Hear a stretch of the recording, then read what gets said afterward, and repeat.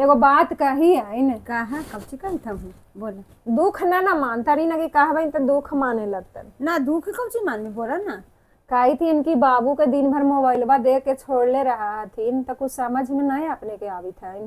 अरे तो पढ़े के चलते ना मोबाइल वाले ले रहा है पढ़े तो उनका देखा ही कि पढ़े से ज्यादा वो बतियात रहा था इधर उधर के घंटा पढ़ित रहा थी कभी बालकोनी में जाके कभी कोठा पर जाके था वो अपने के देखा कि चुपचाप देखित रहा है। मांगा नहीं कि दे हमरा मोबाइल तो ना दे आओ हल्ला नियत करे लगा कि ना हमरा मोबाइले से जरूरत है पढ़ाई हो है मोबाइले से दे लेना चाहिए तो एकदम अच्छा वो ना देहथिन तो अपने छीनता थी ना भाई वो माने हल्ला करे लगता थी तो ओकरा चलते मोबाइल ना छीनता थी। आ देखा इनकी कोई दोस्त यार इस सब घड़ी होइत रहा है कि फलना के बर्थडे है तो ओकरा में जाए लगी है फलना के ओकर भाई के बर्थडे है तो ओकरा में जाला तो अपने सीधा सीधी कह दे इनकी हाँ हाँ चल जो। रोड पर भी दिन रात देखी थी कि जा रहा थी तो अपने एको घड़ी माने ना करा थी तो ऐसे ही ना धीरे धीरे करके बिगड़ जाता थी